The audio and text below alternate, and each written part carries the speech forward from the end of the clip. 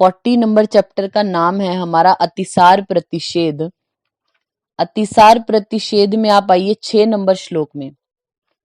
6 number श्लोक, यहाँ पे क्या बोला गया?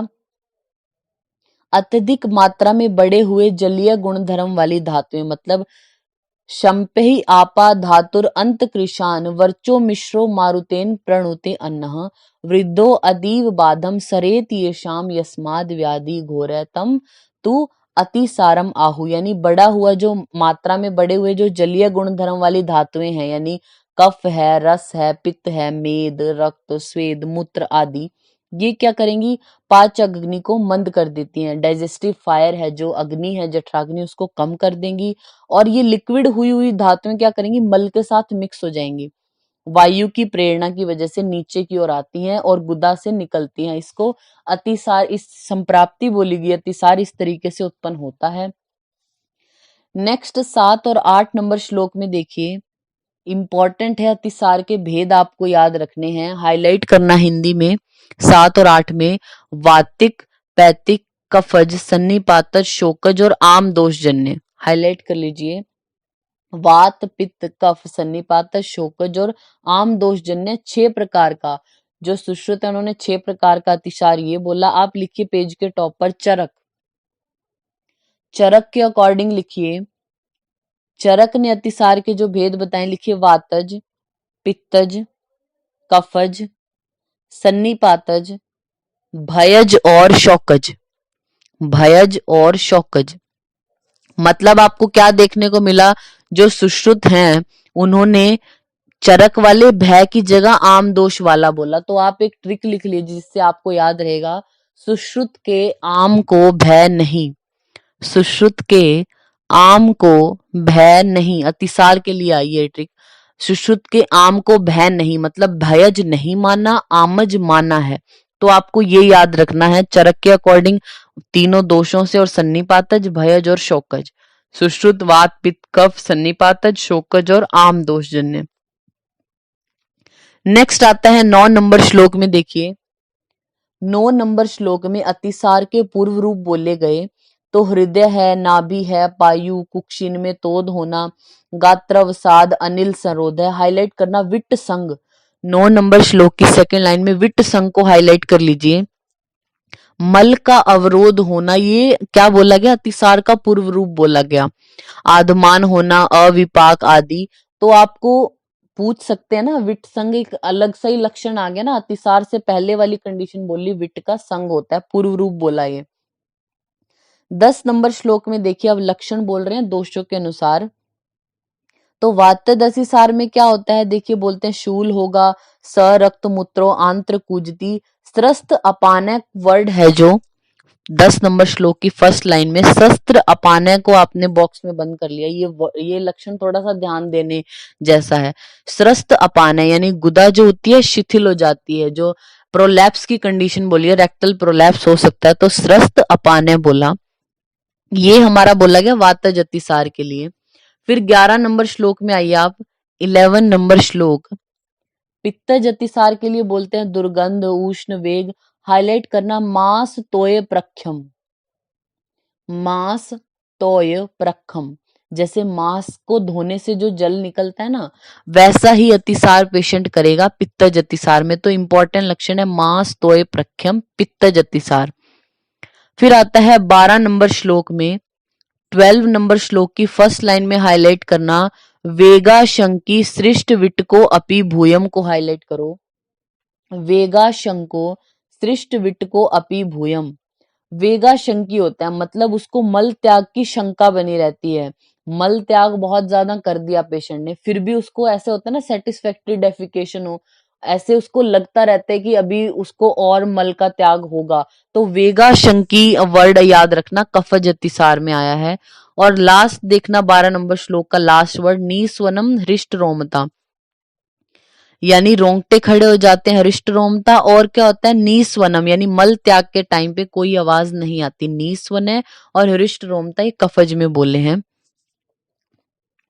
आप पेज के टॉप पर लिखिए चरक, और आगे एरो करके लिख लीजिए कृते अपि अकृत संज्ञा।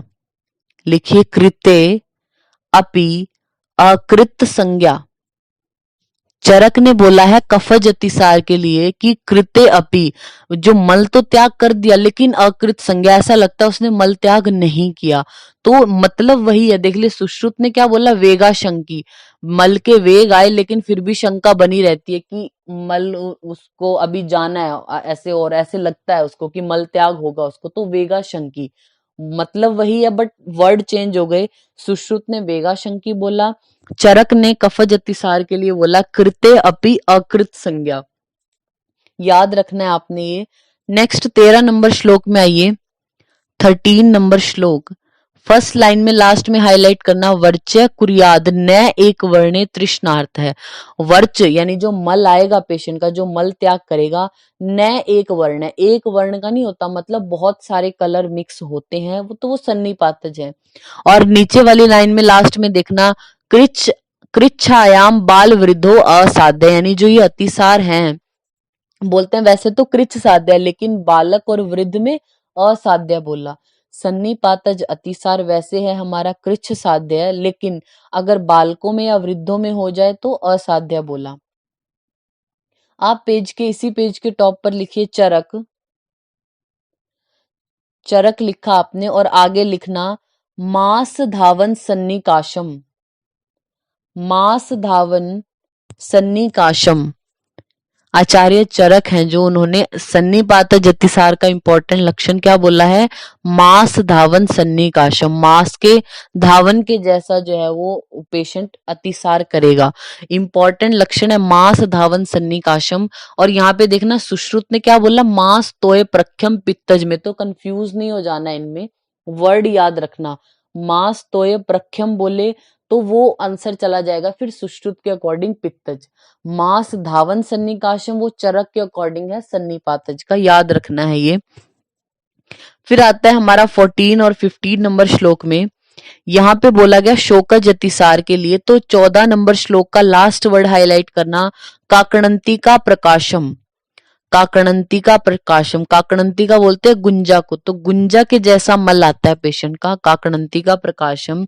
और नेक्स्ट लाइन में वर्चो मिश्रम नी पुरीश सैगंधम निर्गंधो वा, यानी क्या होगा, बोलते हैं मल के साथ कभी बिना मिले हुए ऐसे लगता है, गंध देता हुआ है, निर्गंध होकर, या तो गंध देगा जो पुरीश आएगा उसका, डेफिकेट करेगा जो पेशेंट, या तो वो बहुत ज्यादा गंध युक्त होगा या बिना गंध वाला होगा, कष्ट पूर्वक निकलता है, और इसको दुष्चिकित्सा बोला शोकज अतिसार को। फिर आता है 16 नंबर श्लोक, 16 नंबर श्लोक, 16 की सेकंड लाइन में हाईलाइट करना, नाना वर्ण न एक क्षय, यानी अनेक वर्णों वाला आता है न एक क्षय, एक वर्ण नहीं होता, अनेक वर्णों वाला होता है। सारियंती कृच्छा जंतुओं, कृच्छता से अनेक बार निकलता है, और अनेक वर्णों वाला। सन्निपातज में आपने क्या वर्ड पढ़ा था, न एक वर्ण कुरियाद, न वर्चो कुरियाद न एक वर्ण तृष्णार्ता, यहाँ पे बोला नाना वर्ण न एक क्षय। याद रखना है दोनों को, मतलब एक जैसे ही अनेक वर्ण के होते हैं, बट वहां पे अनेक वर्ण मतलब न न एक वर्ण है तृष्णार्ता, और यहाँ पे नाना वर्ण ऐसे बोला गया। फिर है 17 नंबर श्लोक में, 17 नंबर श्लोक, यहाँ पे बोला सृष्टम ईदिभि दोषेस्तु न्यस्तम तमय अपसु अवसीदति पुरुषय भृष्ट दुर्गंधि विच्छिन्नम आम संज्ञकम। आम जो मल होता है उसकी लक्षण यहाँ पे बताया आचार्य सुश्रुत ने। हिंदी में देखना, वात आदि दोष से जो सम्मिलित होगा, मतलब आम युक्त होगा, वो मल अगर पानी में डालते हैं तो डूब जाता है, और अत्यंत दुर्गंध आती है, और विच्छिन्न हुआ होता है, फटा हुआ सा मल आता है पेशेंट का, तो विच्छिन्न होना, उसमें से बहुत ज्यादा दुर्गंध आना, और पानी में डालने पर डूब जाना, इसका मतलब आम मल प्रवृत्त हो रहा है, ये लक्षण है। नेक्स्ट आता है हमारा 18 नंबर श्लोक में, अब पक्व मल के लक्षण बोले तो इसके अपोजिट होंगे, मतलब मल जो है वो जल में तैरेगा, दुर्गंध रहित होगा, और अपिछले से होगा नहीं, तो वो हमारा होता है पक्व मल। 19 और 20 नंबर श्लोक है जो, 19 और 20 नंबर श्लोक असाध्य अतिसार के लक्षण हम हिंदी में हाईलाइट करेंगे। घृत मेद वेस्वार से मिश्रित पानी, और हाईलाइट करना तेल मज्जा दुग्ध और शहद के समान हो, जो तेल के जैसा, मज्जा के जैसा, क्षीर के जैसा या शहद के समान, और हाईलाइट करना आगे मंजिष्ठा के रंग जैसा या मस्तुलुंग के जैसा श्राव अगर हो रहा है, मल विश्र गंध वाला है, अत्यंत शीतल है, मुर्दे की गंध को हाईलाइट करना, प्रेत्य गंधम ऐसे करके वर्ड आया कि मुर्दे की गंध हो, अंजन के समान काला हो हाईलाइट किया, और मल में रेखाएं हो या फिर मयूर चंद्रिका के जैसा विचित्र हो, तो वो असाध्य होता है, यानी व्यक्ति को मार डालता है। कुछ इंपॉर्टेंट लक्षण है, आपको याद रखने हैं ये। फिर हमारा आता है 25 नंबर श्लोक। 25 नंबर श्लोक में बोला अतिसार की चिकित्सा, तो बोलते हैं तत्र आदो लंघनम, आपको अतिसार में क्या करना है, लंघन कराना है। कार्यम अतिसारेषु देही नाम तत्पातन संयुक्त यवाग्व आदि कर्मोहित है।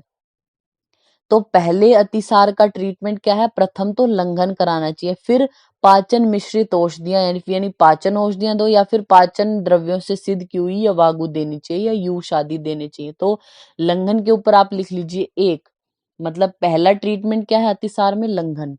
और पाचन संयुक्तो यवाग्व आदि कर्म के ऊपर लिख लीजिए दो, तो दूसरा कर्म ये कराया जाता है। नेक्स्ट आइए 31 नंबर श्लोक। 31 नंबर श्लोक।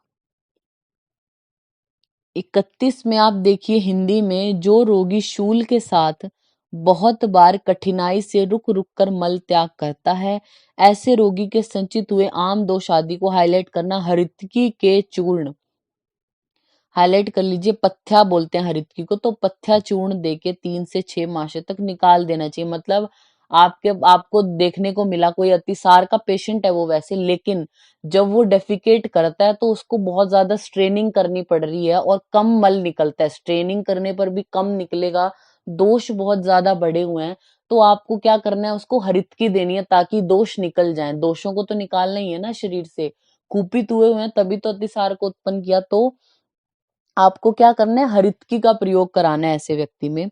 फिर आता है 32 नंबर श्लोक। 32 में देखिए, जो रोगी अत्यधिक द्रव मात्रा में अधिक मल का अतिसार करे, सर्वप्रथम वमन हाईलाइट कर लीजिए, वमन, और लिख लीजिए एक। द्रव अतिसार है, बिल्कुल वाटरी डायरिया अगर पेशेंट को हो रहा है, तो पहला कर्म आप कराएं वमन, वमन को एक लिख दिया। फिर देखिए क्या लिखा है, लंघन कराना चाहिए, लंघन पे लिख लीजिए सेकंड, हाईलाइट करना लंघन और लिख लीजिए दो। और फिर बाद में पाचन, अगर कोई लिक्विड मतलब द्रव अतिसार बहुत ज्यादा कर रहा है, वाटरी डायरिया बहुत ज्यादा सीवियर किसी को हो रहा है, तो पहले वमन कराना चाहिए, फिर लंघन, और फिर पश्चात में पाचन कराने को बोला।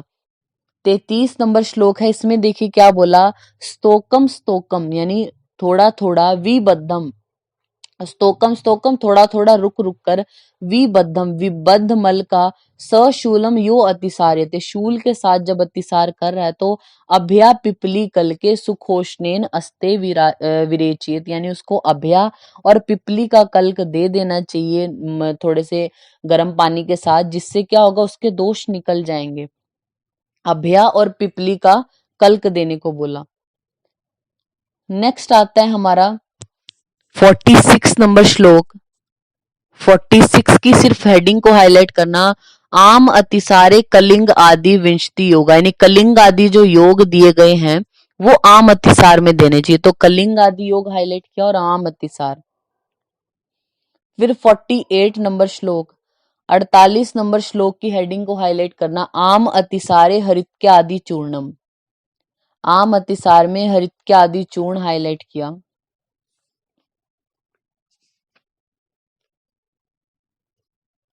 फिर 61 नंबर श्लोक में देखिए, अगर आमज अतिसार जो है वो पैतिक है, पैतिक आम अतिसार में बोला है 61 ने कि मृदु और अग्नि दीपक तिक्त द्रव्यों से जो है वो आम का पाचन कराना चाहिए, यानी पित्त को भी शमन करेंगे और आम के लिए भी अच्छे ऐसे द्रव्य दें उसको। फिर आता है 69 नंबर श्लोक। 69, ये तो अब आपने आम ज्वर आम अतिसार है उसमें बता दिया क्या क्या करेंगे। पक्व अतिसारे हाईलाइट करना स्तंभनम, पक्वतिसार है मतलब दोष पक चुके हैं उसके, पक्वतिसार है तब ऐसा नहीं है कि उसको आप रोकने का प्रयत्न नहीं करोगे, हरित की ऐसे दोगे, नहीं। पक्वतिसार है तो आपको स्तंभन चिकित्सा करनी चाहिए। लंघन पाचन नहीं कराना ऐसे पेशेंट का, स्तंभन करो, उसके जो वो डायरिया है उसको रोकने का प्रयत्न करना चाहिए, तो स्तंभन चिकित्सा करते हैं पक्वतिसार में। फिर आता है हमारा 86 नंबर श्लोक, पेज नंबर 288, 288 पेज नंबर पे 86 नंबर श्लोक है। हाईलाइट करना हेडिंग को, तितिर पुटपाक। तितिर पुटपाक, तितिर पुटपाक यहाँ पे अतिसार आदि रोगों में दिया। हिंदी की इसकी देखिए लास्ट लाइन में, फिर शीतल क्यों है इस रस में शहद और शर्करा मिलाकर अतिसार आदि उदर रोगों में पिलाना चाहिए। तो तितिर पुटपाक का प्रयोग अतिसार में किया गया, ये आपको याद रखना है। यानी उदर आमे, उदर आमे बोलते हैं अतिसार को, तो अतिसार आदि उदर रोग हैं जो उनमें करते हैं तितिर जो पुटपाक है उसका यूज। फिर 100 नंबर श्लोक में देखिए 100 नंबर श्लोक की लास्ट लाइन को हाईलाइट करना, यथा अमृतम तथा क्षीरम अतिसारेषु पूजितम। हाईलाइट किया आपने, यथा अमृतम तथा क्षीरम अतिसारेषु पूजितम। बोलते हैं जो अतिसारी है उसके दुग्ध पान उसको करें, क्योंकि जिस प्रकार अमृत हितकारी होता है तो अतिसार में जो है वो दुग्ध श्रेष्ठ बोला गया। अतिसार की कंडीशन में दुग्ध जो है वो अमृत के समान बोला गया, पान करना चाहिए, ऐसा सुश्रुत बोलते हैं। फिर 111 नंबर श्लोक में देखिए 111, इसकी हेडिंग है पिच्छा बस्ती। तो अतिसार में पिच्छा बस्ती भी देते हैं, बट किन कंडीशन में, जब अतिसार का रोगी थोड़ा थोड़ा अनेक बार रक्त मिश्रित शूल पूर्वक मल त्याग कर रहा है, अपान वायु भी अवरुद्ध हो गई है, तो ऐसे अतिसारी को पिच्छा बस्ती देनी चाहिए। फिर आता है 125 नंबर श्लोक 125, 125 नंबर श्लोक देखिए 293 पेज पे।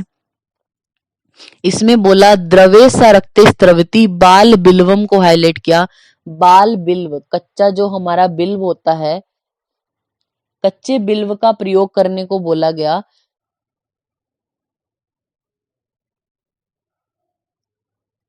बोलते हैं रक्त के साथ अगर द्रव रूप मल आ रहा है तो कच्चा जो बिल्व फल है उसकी मज्जा के चूर्ण को 3 भर लेके जो है वो राब या शहद आदि के साथ, ये आपको याद नहीं, बस याद रखना बाल बिल्व का प्रयोग करते हैं, ग्राही होता है ना वो, इसलिए।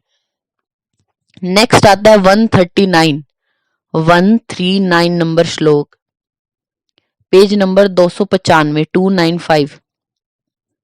139 श्लोक है जो प्रवाहिका की बोला गया। इसके लिए फर्स्ट लाइन को हाईलाइट करना, वायु प्रवृद्धो निश्चितम बलासम नियति अधस्ताद हितस्य अनश्य प्रवाहणामाश्य मुहुर्मलाक्तम प्रवाहिका तम वदंती तज्ज्ञा। बोलते हैं अहितकर अगर कोई भोजन करता है, उस व्यक्ति की वायु बढ़कर जो संचित हुआ कफ है उसको गुद मार्ग में ले जाती है, और प्रवाहन करने पर थोड़ी मात्रा में मल युक्त कफ गुदा से बाहर निकलता है। तो प्रवाहिका जहां पे लिखा है ना हेडिंग, उस पे लिख लीजिए वात और कफ। प्रवाहिका की संप्राप्ति में यहाँ पे दोष कौन से बोले हैं जो है, वात और कफ की वजह से होता है मेन प्रवाहिका। नेक्स्ट आइए 140 नंबर श्लोक 140, 140। यहाँ पे लिखा प्रवाहिका के भेद, तो आप एरो करके आगे की तरफ ही लिख लीजिए, 4 होते हैं। प्रवाहिका में मेन दोष तो होता है वात और कफ, लेकिन प्रवाहिका के टोटल भेद बोले 4, कौन से, वात, पित्त, कफ और रक्त बोलते हैं। लिख लीजिए वी, पी, के और आर। हिंदी में देखना क्या लिखा, वात जन्य प्रवाहिका शूल युक्त होगी, पित्त जन्य दाह युक्त, कफ जन्य कफ युक्त और रक्त जन्य रक्त युक्त होती है। नेक्स्ट आता है हमारा, आप आ जाइए 153, 153 नंबर श्लोक में 153, 153 नंबर श्लोक में बोला प्रशांते मारुते च अभी शांतिम याति प्रवाहिका तस्माद प्रवाहिका रोगे। हाईलाइट करना मारुतम शमयेद भिष्कः। प्रवाहिका रोग होता है। जैसे अगर वात शांत होगी तो प्रवाहिका भी शांत हो जाती है। मेन जो वैसे तो दोष है वात और कफ, लेकिन जब चिकित्सा आप कर रहे हो तो बोलते हैं कि अगर वात को आपने शांत कर दिया तो प्रवाहिका खुद ही शांत हो जाएगा, इसलिए वैद्य को चाहिए प्रवाहिका में वायु के शमन का प्रयत्न करे। नेक्स्ट आता है 158। 158 158 नंबर श्लोक में देखिए क्या बोला, यवागु के गुण बोले हैं। तो श्लोक में देखना, तृष्णा अपनयनी, तृष्णा का अपनयन, नाश करने वाली, लघवी दीपनी बस्ती शोधनी, ये हाईलाइट कर सकते हैं आप, पूछेंगे आपसे ये लाइन लिख के कि किसके गुण बोले गए हैं। ऑप्शन में होगा पेया, यवागु या फिर और भी ऑप्शन होंगे। तो ये यवागु के लिए बोला, तृष्णा का अपनयन करती है, लघु है, दीपन है, बस्ती शोधन करती है। ज्वरे चैव अतिसारे च यवागु सर्वदा हिता, जो ज्वर का पेशेंट है, अतिसार का पेशेंट है, उसके लिए अच्छी बोली गई है, हितकर होती है सदा। फिर आता है 160 नंबर श्लोक। 160 नंबर श्लोक के नीचे हिंदी में क्या लिखा हुआ है, फोर्थ लाइन में हाईलाइट करना आप। 160 नंबर श्लोक के नीचे जो हिंदी है ना, उसकी फोर्थ लाइन में हाईलाइट करना, अतिसार रूप व्याधि नाशक हेतु व्याधि विप्रत्यानीक चिकित्सा करना उत्तम। हाईलाइट करना, अतिसार रूप व्याधि नाशन हेतु व्याधि प्रत्यानीक चिकित्सा करना उत्तम होता है। आप 160 नंबर जो श्लोक है ना, उसकी श्लोक में देखना, विष आर्त कृमि संभूते, विष आर्त, विष है, सॉरी विष अर्श है, विष अर्श और कृमि संभूते, विष का सेवन किसी ने किया, अर्श का, या फिर कृमि से जो, कृमि की वजह से जो अतिसार हो रहा है, तो उसमें बोलते हैं चै उभया शर्मदा, उभय मतलब उभय वाली, हेतु और व्याधि, हेतु विपरीत चिकित्सा होती है, फिर व्याधि विपरीत, फिर होती है उभय विपरीत, तो बोलते हैं उभय शर्मदा, उभय विपरीत चिकित्सा करते हैं, मतलब हेतु व्याधि विपरीत चिकित्सा करनी चाहिए। कब, विष अर्श कृमि संभूत है, जो अतिसार, आप हाईलाइट करना श्लोक में ही, इसको याद रह जाएगा आपको, विष अर्श कृमि संभूते, 160 नंबर श्लोक बोल रहे हैं, विष अर्श कृमि संभूते हिता च उभय शर्मदा, विष की वजह से, अर्श की वजह से या कृमि की वजह से अगर अतिसार हो रहा है तो दोनों प्रकार की चिकित्सा करनी चाहिए। दोनों प्रकार की मतलब हेतु व्याधि विपरीत चिकित्सा। फिर 161 श्लोक में देखिए, 161 नंबर जो श्लोक है, संवायतु दोषाणाम पूर्वम पित्त उपाचरित ज्वरे अतिसारे चेव सर्यत्रम अन्यत्र मारुत है, इसको हाईलाइट कर लेना, हिंदी में हाईलाइट कर लो चाहे आप, उससे ज्यादा अच्छा रहेगा। ज्वर अतिसार में तीनों दोष या दो दोषों का संयोग होने पर हाईलाइट करना, प्रथम पित्त की चिकित्सा, हाईलाइट कर लीजिए, प्रथम पित्त की चिकित्सा की जाती है। अब सपोज हमारा जो अतिसार है वो त्रिदोषज है, तीनों दोष हैं, तो आप क्या करोगे, सबसे पहले पित्त की चिकित्सा करते हो ज्वर और अतिसार में, ऐसा जो आचार्य सुश्रुत हैं उनका कहना है। आप लिख लीजिए पेज के टॉप पर, 301 पेज नंबर पे लिखिए आप सुश्रुत, एरो करके लिख लीजिए, ज्वर और अतिसार में पित्त स्थानानुपूर्वी, पित्त स्थानानुपूर्वी चिकित्सा बोलते हैं आचार्य सुश्रुत, कि जो ज्वर है और अतिसार है उन दोनों में ही पहले पित्त को ट्रीट करो, तो पित्त स्थानानुपूर्वी चिकित्सा बोलते हैं सुश्रुत। आप लिखना ज्वर, चरक के अकॉर्डिंग लिखवा रहे हैं, चरक, ज्वर में लिखना कफ स्थानानुपूर्वी चिकित्सा, चरक बोलते हैं जो हमारा ज्वर होता है उसमें कफ स्थानानुपूर्वी चिकित्सा करनी चाहिए, और अतिसार में वात स्थानानुपूर्वी। चरक ने अगर तीनों दोषों वाला, इसका मतलब क्या है, वैसे तो अगर वात दोष की वजह से तो उसको ट्रीट करोगे, जब तीनों दोष हो ना तब आपको कंफ्यूजिंग होता है ना कि कौन से की ट्रीटमेंट पहले करें। तो चरक बोलते हैं अगर ज्वर की कंडीशन है और तीनों दोष हैं, मतलब सन्निपातक ज्वर है, तो कफ स्थानानुपूर्वी चिकित्सा करो। अगर अतिसार में तीनों दोष प्रकोपित है तो पहले वात का शमन करो, फिर आगे पित्त और कफ का किया जाता है।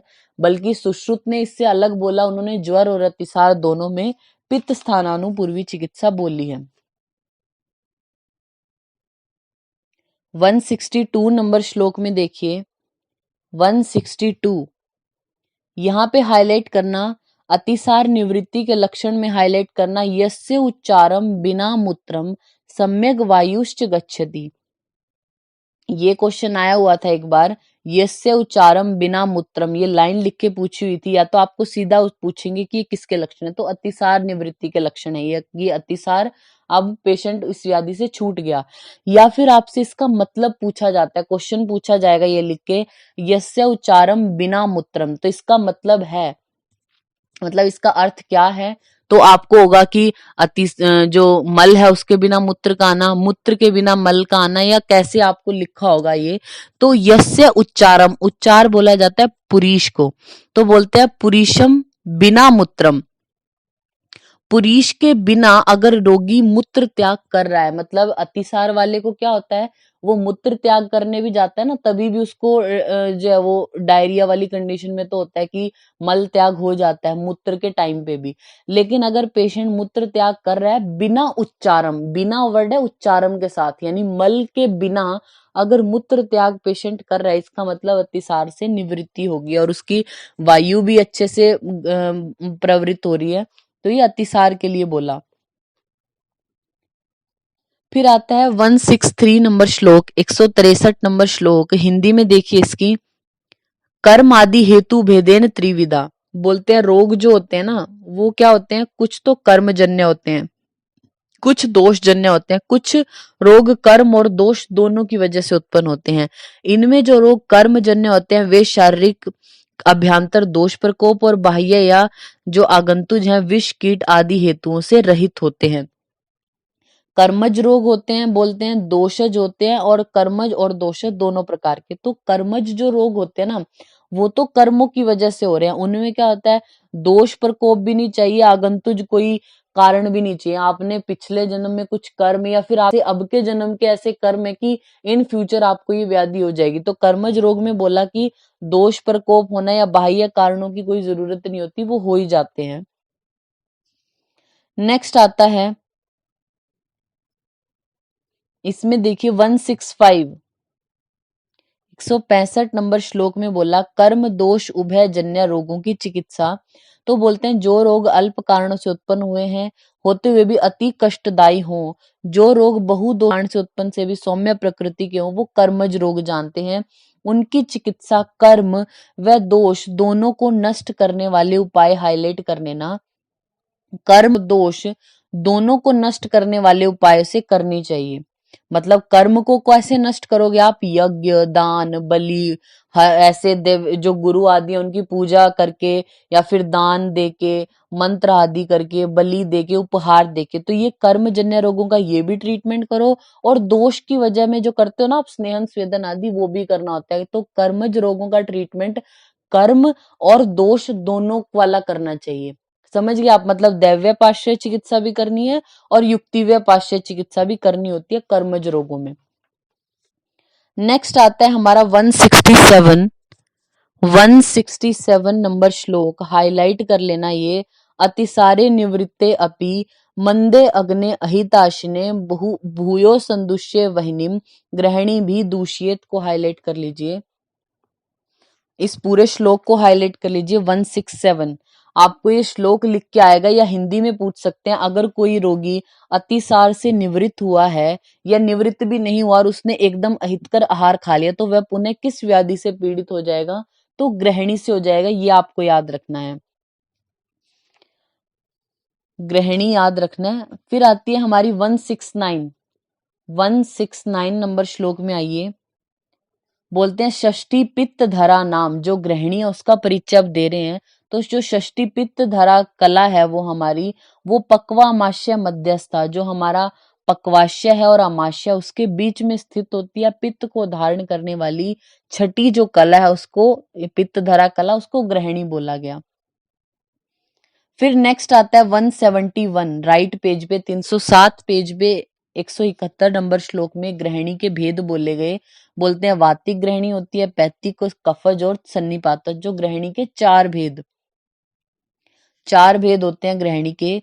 172 में देखना पक्वम व सरुजम पूति मुहुर्बद्धम मुहुर्द्रवम, को हाईलाइट कर लीजिए। पेशेंट को क्या होगा, मुहुर बद्धम, कभी तो बदमल आएगा, कभी बिल्कुल लिक्विड, मतलब कॉन्स्टिपेशन वाली कंडीशन जो होती है और डायरिया वाली कंडीशन, कभी तो वो हो जाता है, कभी ऐसे बंधा हुआ मल आएगा, कभी पतला, तो ये गृहिणी रोग में होता है। फिर आना आप 173 नंबर श्लोक, 173, यहाँ पे बोले गए गृहिणी के पूर्व रूप, लास्ट वर्ड को हाईलाइट करना, कर्णक्ष्वेडो आंत्रकूजनम। कर्णक्ष्वेड होता है मतलब कान में टिनिटस की जो सिचुएशन है ना, कानों से आवाज आती रहती है, तो कर्णक्ष्वेड और आंत्रकूजन गृहिणी का पूर्व रूप बोला। फिर देखिए 174, 174 में अब गृहिणी के लक्षण बोल रहे हैं, अथ जाते भवे जंतु शून पाद करे, कृष्य को हाईलाइट कर लीजिए, शून पाद करे, हाथ और पैर हैं जो उनमें शून मतलब वो उनमें स्वेलिंग हो जाएगी, और कृश बॉडी कृश रहेगी, उसकी हाथ पैरों में स्वेलिंग होना। अगली लाइन में हाईलाइट करना, उद्गेरत चुक्तम तिक्त अम्ल लोह धूम आम गंधिकम, जो उद्गार पेशेंट को आएगी, डकार आएगी, वो कैसी आएगी, शुक्त बिल्कुल खट्टी डकारें आना, तिक्त आना, अम्ल, धूम, आगम गंध, धूम आम गंधी, आम गंधी जो है वो मुख से ऐसा लगेगा कि धुआं निकल रहा है ऐसा, और ऐसी ऐसी डकार आएगी, गृहिणी का लक्षण है। फिर आता है हमारा 177, 177 नंबर श्लोक, उसकी सेकंड लाइन को हाईलाइट कर लेना, हृत पांडु उदर गुल्म अर्श प्लीहा शंकी च मानवे।